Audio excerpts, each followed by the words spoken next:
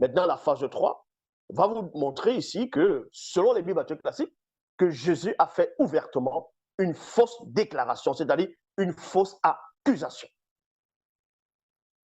On va le montrer, parce qu'il est dit dans Jean 3,11, nous disons ce que nous savons et l'on rend témoignage de ce qu'on a vu. Maintenant, vous pouvez venir prendre les versets, vous voulez expliquer, non, ça voulait, non, on va lire noir sur blanc. Et ici, on ne veut pas des pauvres arrivistes qui vont venir avec des raisonnements. Oui, mais c'est avec l'esprit qu'il faut comprendre cela. Non, ici, on comprend tel que c'est écrit. Dans Jean, chapitre 7, versets 10 à 20, il est dit, lorsque ses frères furent montés à Jérusalem pour la fête, il y a virgule ici, il y monta lui aussi. Non pas ciblement, c'est-à-dire ouvertement, mais en secret. Mais avant ça, ses frères lui ont dit, ne montes-tu pas à la fête aussi pour qu'on puisse te voir, tout ça, hein? Jésus a dit, non, moi je ne monte pas, maintenant je ne monte pas. Mon heure n'est pas encore arrivé, mais votre temps, c'est tout le temps. Mais bon, allez savoir. Mais après, il est quand même monté. Là, ce n'est pas de cette fausse déclaration dont je suis en train de faire allusion. Au cours de la fête, donc, on vous apprend, écoutez très attentivement pourquoi j'avais parlé des chefs juifs. Au cours de la fête, Jésus est monté à Jérusalem et c'était la fête. Et au cours de la fête, c'est-à-dire à la période où la fête est en train de se dérouler, on vous dit ici, au cours de la fête, virgule, les autorités juives, dans notre version on dit les juifs.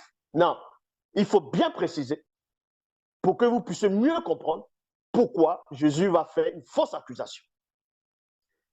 C'est pour ça qu'il faut prendre les versions qui étaient mieux traduites par rapport au contexte. On vous dit ici, au cours de la fête, les autorités juives, dont ceux qui étaient supérieurs aux autres, les chefs religieux, ainsi de suite, c'était les chefs juifs, le recherchaient. Et on disait, où est-il donc? Parce que cette fête était une grande fête pour, on va dire, la nation juive.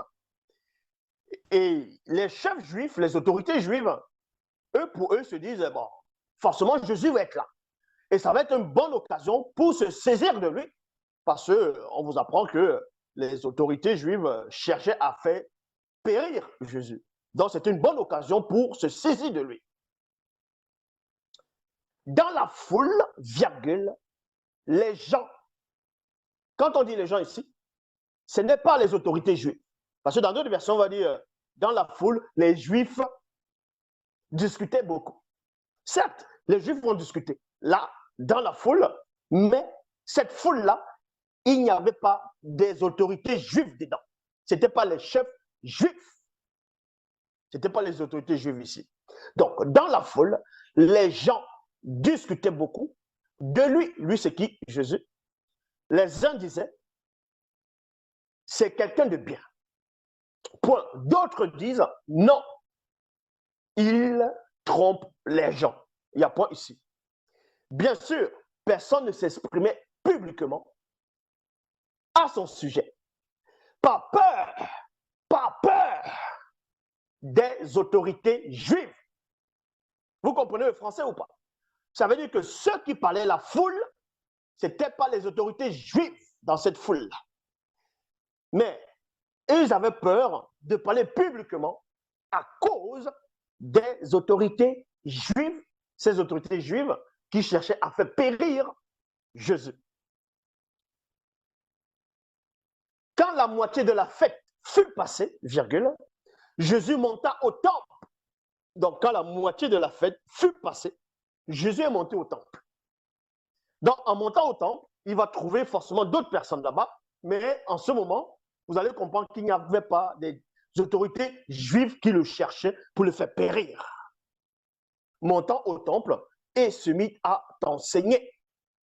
Les Juifs s'étonnaient et disaient, et non les autorités juives. Les Juifs s'étonnaient et disaient, comment est-il instruit sans avoir étudié? Jésus leur répondit, mon enseignement n'est pas de moi, mais de celui qui m'a envoyé.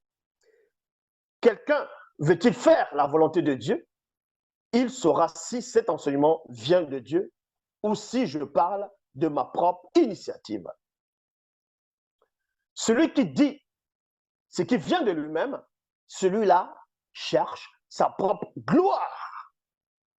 Mais celui qui cherche la gloire de celui qui m'a, c'est-à-dire qui l'a envoyé, celui-là,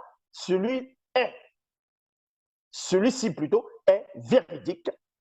Et il n'y a point d'injustice en lui. Il n'y a point ici. N'est-ce pas Moïse qui vous a donné la loi? Point d'interrogation. Vous allez maintenant voir où Jésus va apporter une fausse accusation, va mentir. Et les Juifs qui étaient en face ont compris, ont pénétré que Jésus a menti. Maintenant, il va essayer de se rattraper, mais il ne pourra pas. Je répète, n'est-ce pas ce Moïse? Comprenez ici que dans le contexte, Jésus est en train de s'adresser aux Juifs. Et les autorités juives qui cherchaient à le faire périr n'étaient pas là. C'était les Juifs qui étaient là, les autres simples, et non les autorités juives. N'est-ce pas Moïse qui vous a donné la loi, mais aucun de vous n'obéit à la loi? Point. Aucun de vous.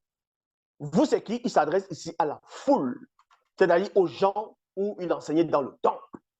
Il n'a dit aucun juif. Il n'a dit aucun parmi le peuple.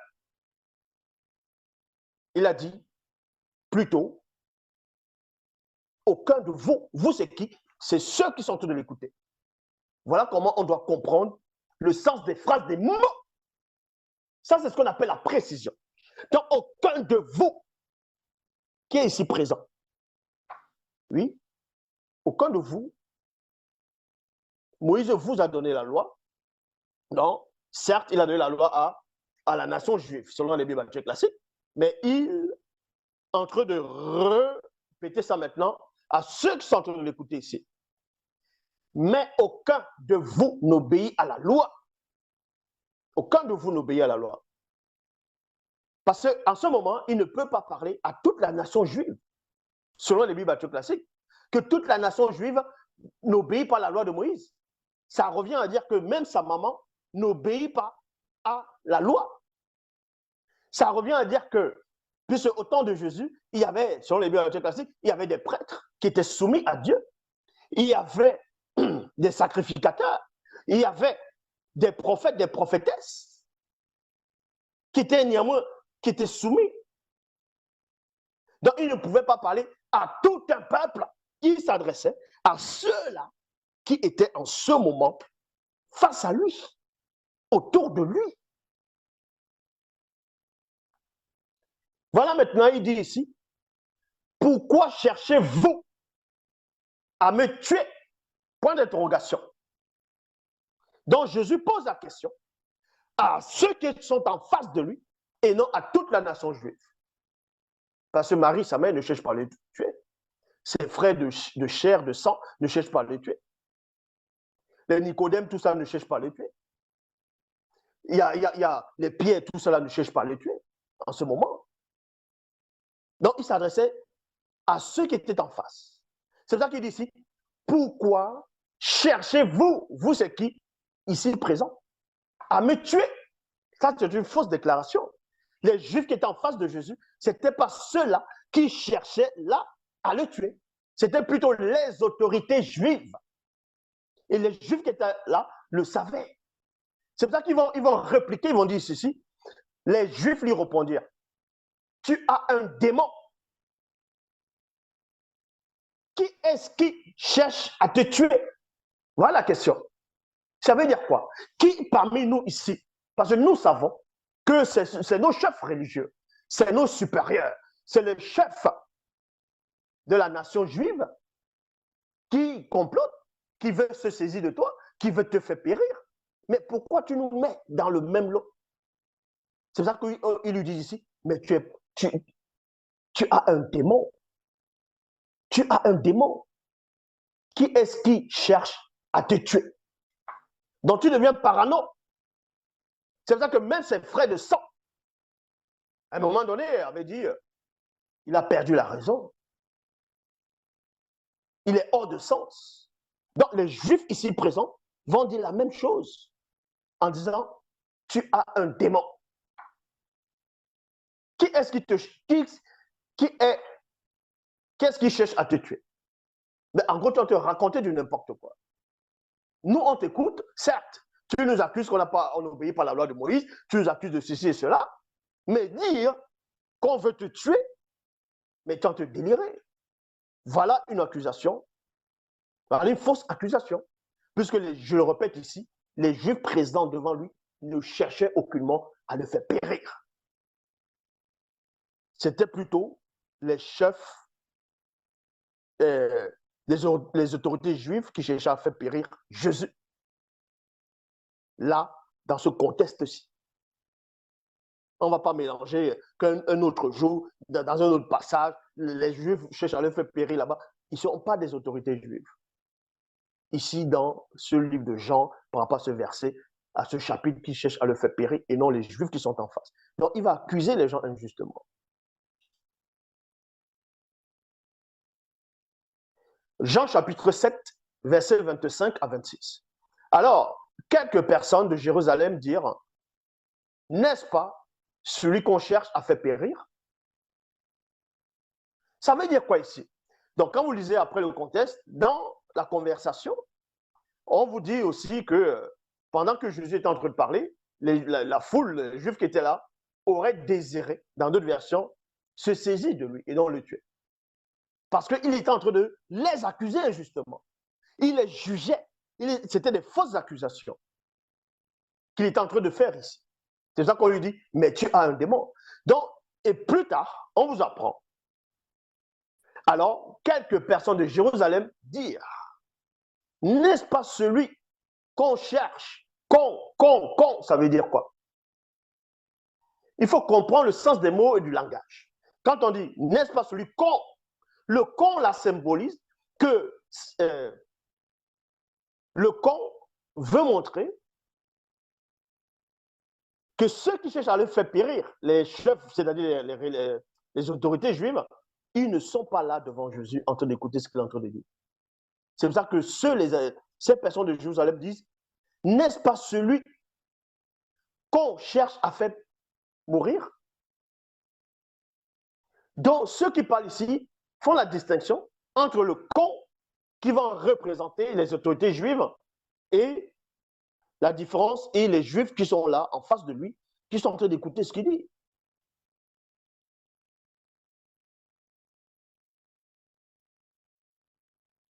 Et ensuite, regardez, il parle en public. Regardez, il parle en public. Maintenant, il parle en public. Mais les gens avaient peur de parler de lui publiquement à cause des autorités juives. Or, regardez, il parle en public. Et ils ne lui disent rien. Donc, les gens viennent maintenant, ils sont étonnés qu'on cherche à faire tuer Jésus déjà depuis.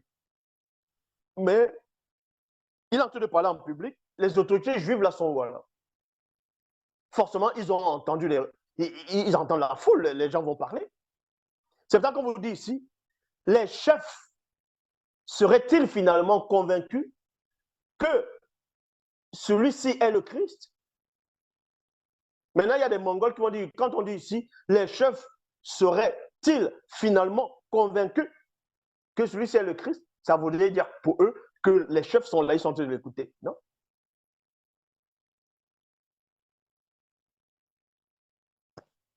C'est parce que ici, au moment quand ils disent, les chefs seraient-ils finalement convaincus que celui-ci est le Christ? C'est-à-dire les chefs n'étaient pas là.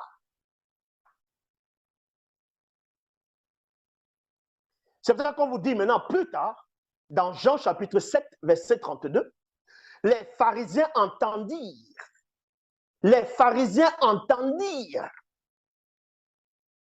la troupe murmurer ces choses de lui.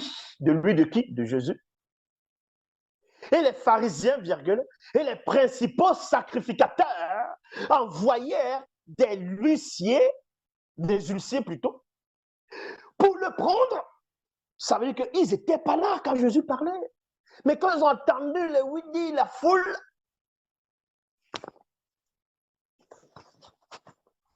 c'est là où les pharisiens, les principaux sacrificateurs, ont bien envoyé des huissiers pour se saisir de lui. C'est-à-dire que ceux dont Jésus accusait de vouloir le tuer en face, il a pointé des mauvaises personnes.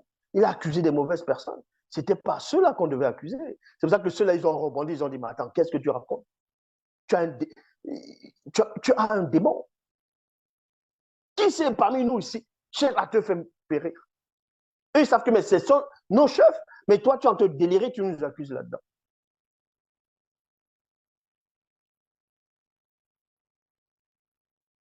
Maintenant, vous allez me dire, est-ce que quand on dit dans Jean chapitre 7, verset 32, les pharisiens, les principaux sacrificateurs, est-ce que ça veut dire qu'ils sont les chefs juifs? Dans Jean chapitre 3, verset 1, il est dit, il y avait un homme parmi les pharisiens appelé Nicodème, qui était l'un des dirigeants juifs. Dans la phase 3, a démontré, a concité ici, a montré que Jésus a porté une fausse accusation, a accusé des gens injustement. Et ils ont répliqué, ils ont dit, en gros, mais tu as un démon. Qui ici la cherche à te faire périr? Qui? Ce sont des fausses accusations. C'est ce qu'on appelle la précision.